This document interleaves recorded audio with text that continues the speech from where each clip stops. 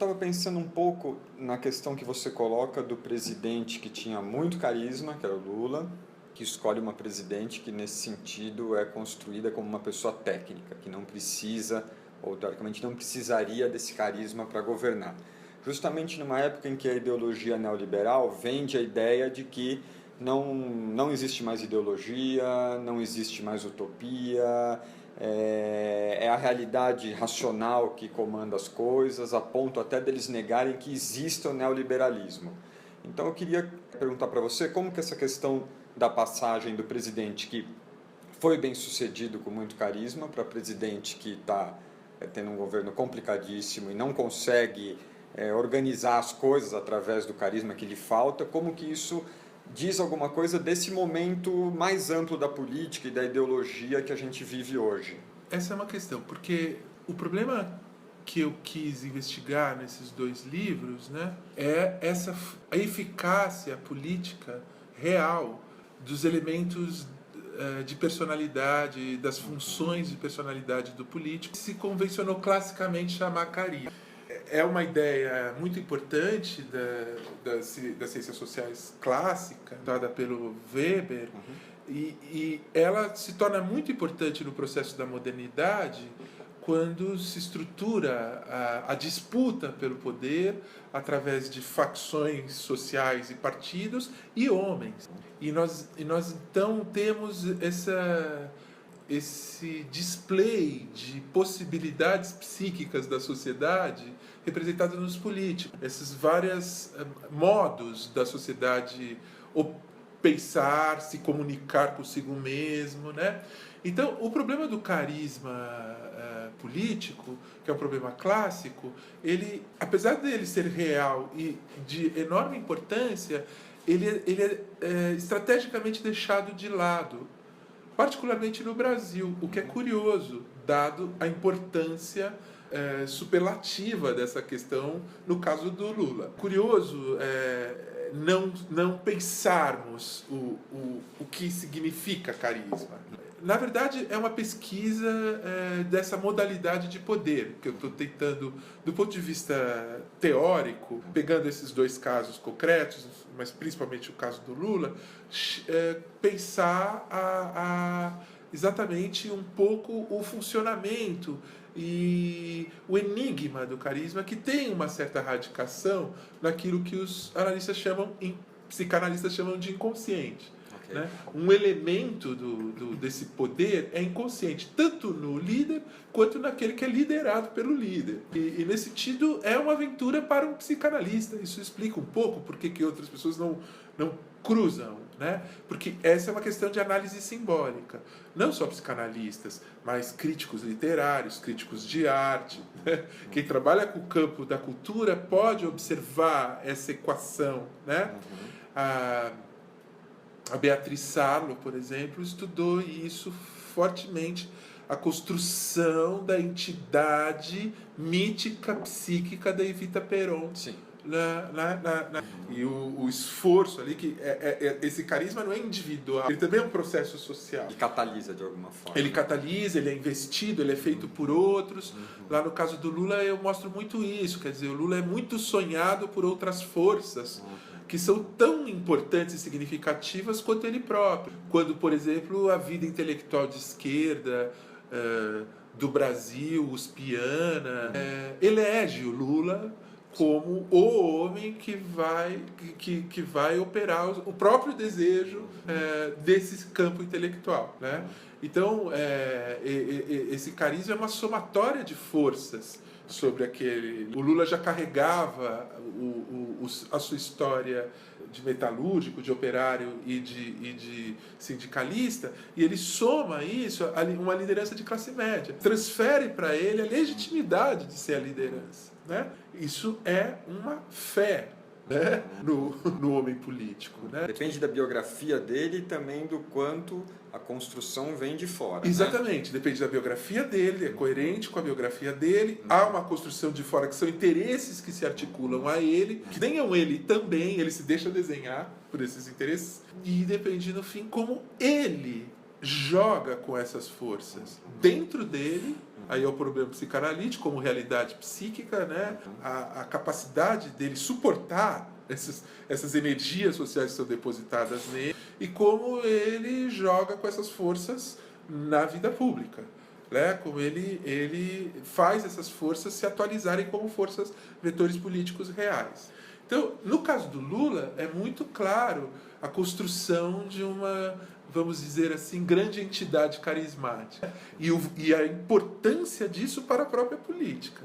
Porque uma parte fundamental da sustentação política do governo Lula, quando ele faliu por causa da crise do Mensalão, foi a sustentação que o Lula fez neste campo simbólico do governo dele, né?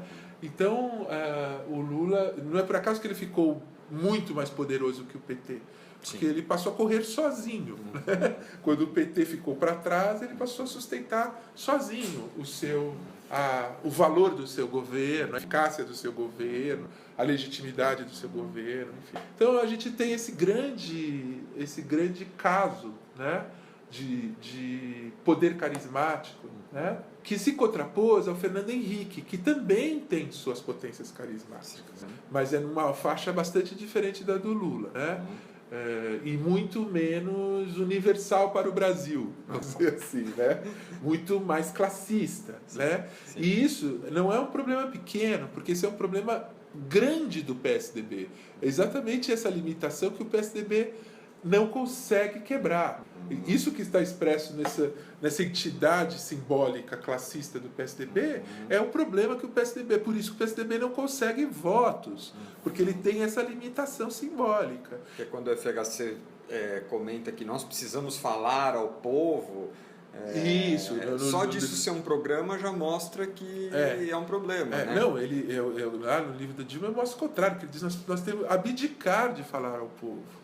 Desistir. Ele diz uma coisa fantástica, nós precisamos tirar a energia de outro lugar, porque com o povo nós não vamos conseguir. Quer dizer, ele percebeu o limite intransponível da sua própria equação simbólica. E aí acaba escorregando para o moralismo, né? Que é a questão do Serra. Né? O moralismo e uma sinalização para uma nova direita, que no caso aí, para conseguir energia social, uma nova direita que oscila entre ser elegantemente tucana, neo-partista brasileiro, um neo todo poder ao mercado e anticomunismo do tipo arcaico.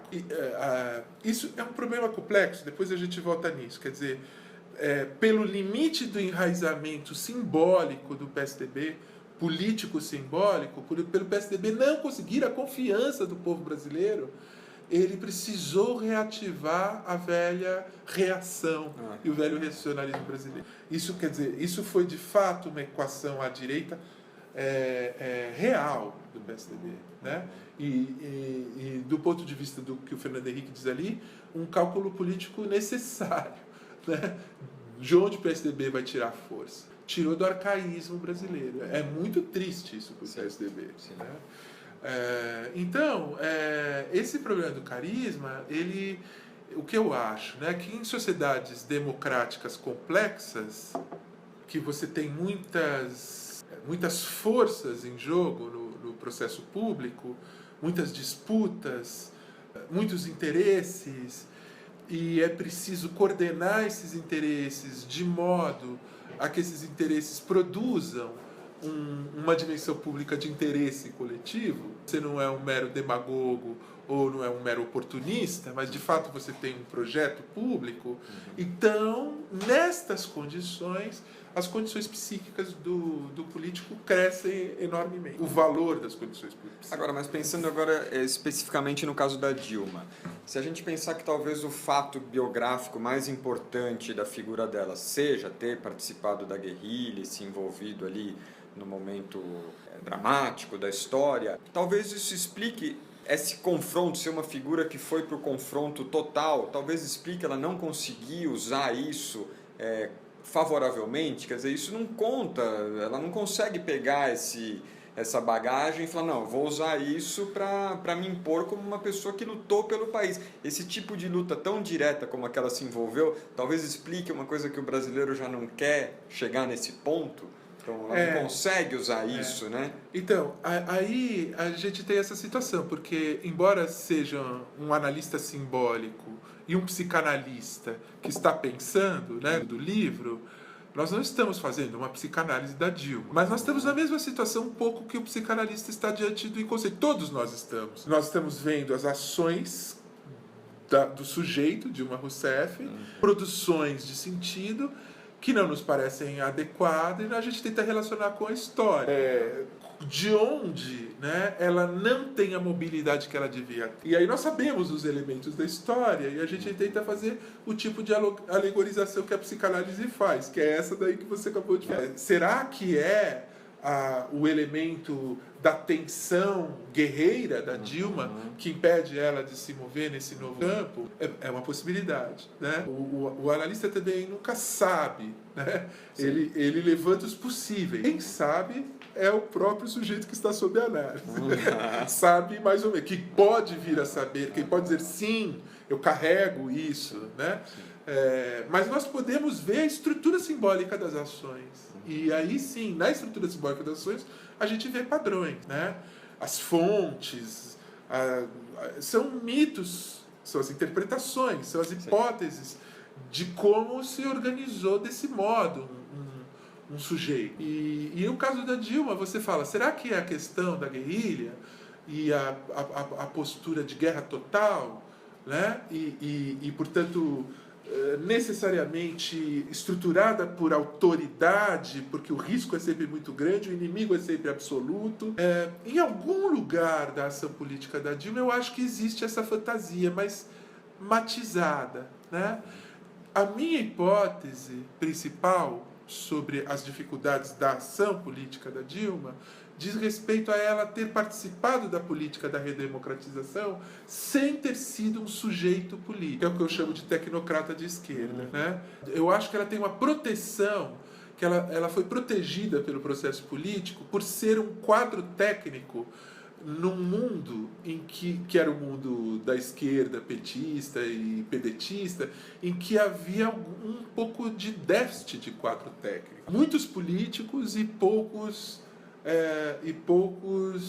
cientistas para operar o Estado. E ela entrou para a política por aí. Ela nunca entrou para a política pela ação política democrática. Ela tentou agregada do executivo para funções burocráticas, técnico-burocráticas, né? Ligadas à energia, né? É um campo que é econômico, um campo de infraestrutura, um campo muito importante para o desenvolvimento. Então ela está próxima também da coisa do desenvolvimentismo, a própria estrutura energética são fundamentos, né, de capital. E ela passou a vida política dela num gabinete dizendo como as coisas devem ser. Para políticos de esquerda, primeiro o brizolismo no Sul, o PDT e o campo brizolista no Sul, que foi onde ela começou, e depois ela se agregou ao PT, vindo do PDT. Vindo do PDT exatamente como um quadro técnico. Por que ela pôde se ligar ao PT? Porque o PT estava precisando de alguém de esquerda que entendesse de energia. Foi por isso que ela veio. Ela não veio por uma prática política. Uma via política, né? E é isso que é o déficit dela. Né? Esse é o déficit dela.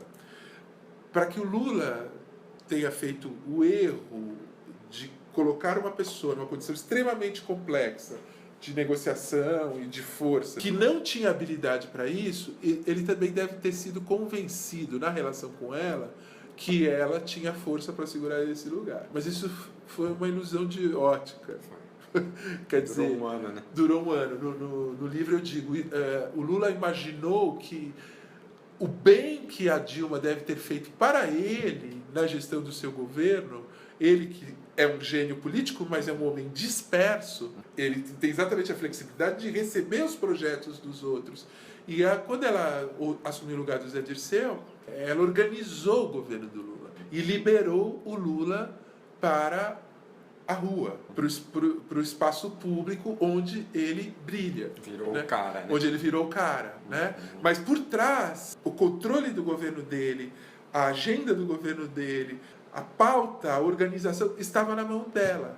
Ela era a segurança burocrática estatal do governo dele. Né? Então faz sentido que ele diz, não, ela pode ser presidente. Eu já estava com tudo na mão, eu estava tudo já passando por ela. Né? Só que ela nunca foi política. Né? Ela não tem a formação da vitória e da derrota, da percepção da própria força e da percepção da força dos adversários. Isso é um problema. Voltando então à sua pergunta, né? Voltando ao começo da sua pergunta. A escolha de uma técnica que, por onde ela não tem habilidades do homem político, corresponde à ideologia contemporânea de uma administração ideológica do Estado, não creio. Eu acho que era um projeto de esquerda. E ela é uma mulher de esquerda. E esse é o lastro dela. Esquerda desenvolvimentista nacional.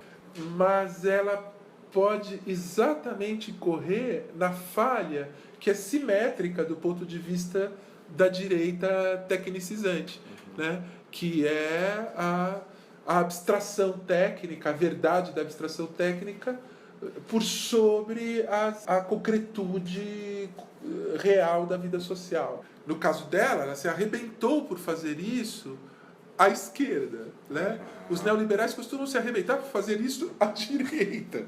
Nesse sentido, tem semelhança. Né? Tem semelhança. Não sei se é um grande movimento geral, né? Mas não acredito que no Brasil essa ideologia do técnico, que inclusive né?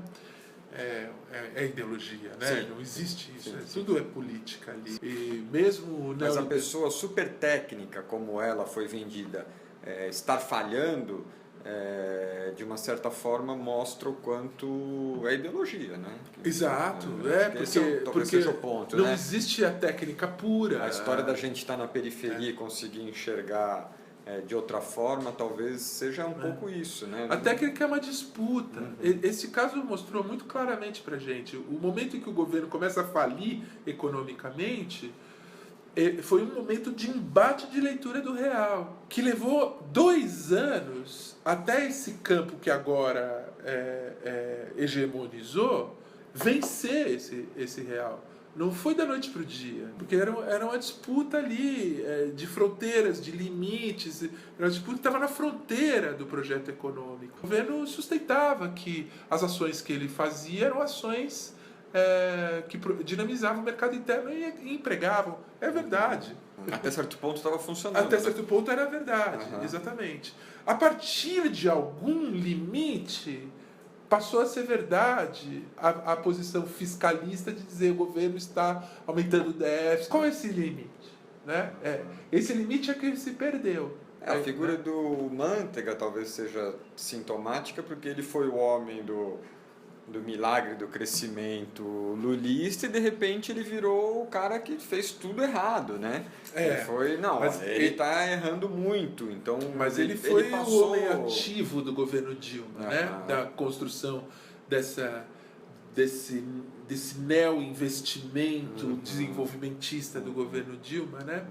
Que no final das contas não foi coordenado, que no final das contas não foi pactado com a elite, com a burguesia, que acabou virando um confronto. E aí a gente se pergunta, porque a presidente é chegada a confronto? Talvez. O fato é que o Lula nunca foi por uma dividida desta natureza, né?